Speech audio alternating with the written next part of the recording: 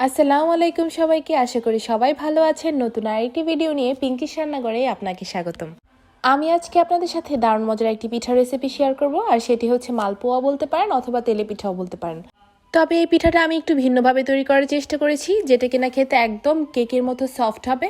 তেলে পিঠাটা ঠান্ডা হওয়ার পরে মূলত শক্ত হয়ে যায়, তবে এই পিঠাটা একদম ঠান্ডা হওয়ার পরেও সফট থাকবে।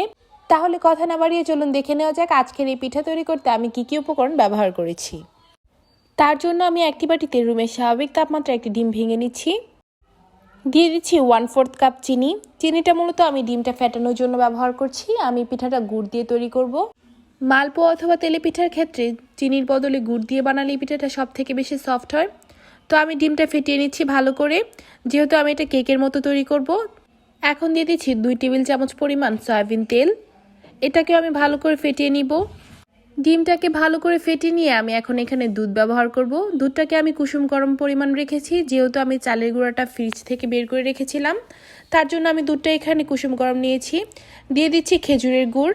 আপনারা চাইলে বাজারে যে কোনো গুড় ব্যবহার করতে পারেন, আমি খেজুরের গুড়টাই ব্যবহার করছি।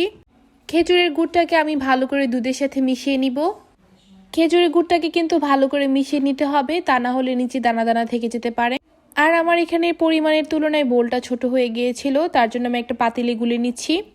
দিয়ে দিচ্ছি পরিমাণ মতো লবণ, গুড়, অন্যান্য উপাদান ভালো করে মিশিয়ে নিয়ে আমি এখন এখানে ব্যবহার করব ময়দা।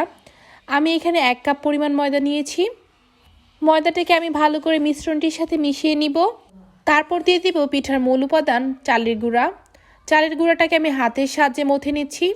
চালের গুঁড়াটাকে হাতের সাহায্যে মথে নিতে হবে, অনেক সময় নিয়ে তারপর চালের গুঁড়াটাকে গুলতে হবে। আর আমি কিন্তু পিঠাটা গুলার জন্য পানি ব্যবহার করিনি, আমি এখানে দুধ ব্যবহার করেছি। ফ্রিজ থেকে বের করার জন্য আমি এখানে কুসুম গরম দুধ ব্যবহার করেছি। আপনারা যদি সরাসরি চালের গুঁড়াটা ব্যবহার করেন, সেক্ষেত্রে দুধটাকে জাল দিয়ে ঠান্ডা করে নিতে পারেন।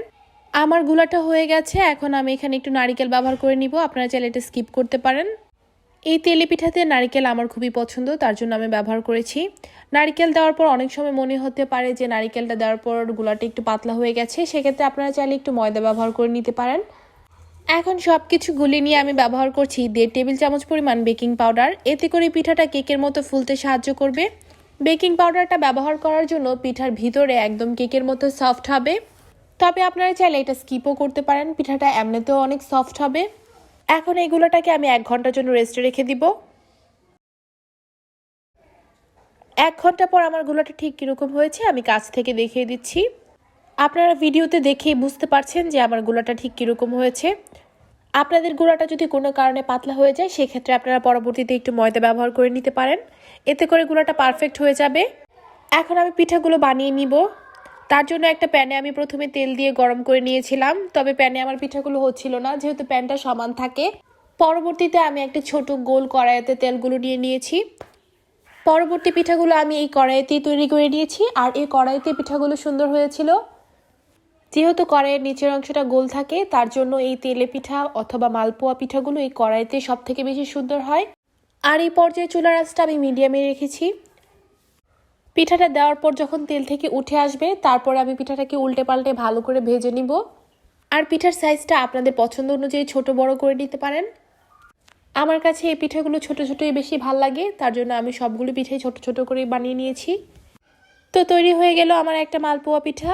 আমি এখন এই পিঠাটাকে উঠিয়ে নিব। পিঠাটা উঠানোর সময় আমি তেলটাকে ভালো করে ছেঁকে নিব।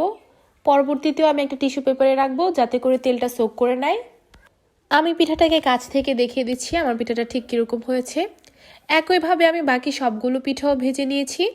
আমার কড়াইটা ছোট ছিল, তার জন্য আমি একটা একটা পিঠাই ভেজে নিচ্ছি। আপনাদের কড়াইটা যদি একটু বড় থাকে, সেক্ষেত্রে আপনারা একটা পিঠা দিয়ে হাফ ভাজা হয়ে আসলে আরেকটা পিঠা দিয়ে ভেজে নিতে পারেন, এতে করে পিঠাগুলো বানাতেও সময় লাগবে কম।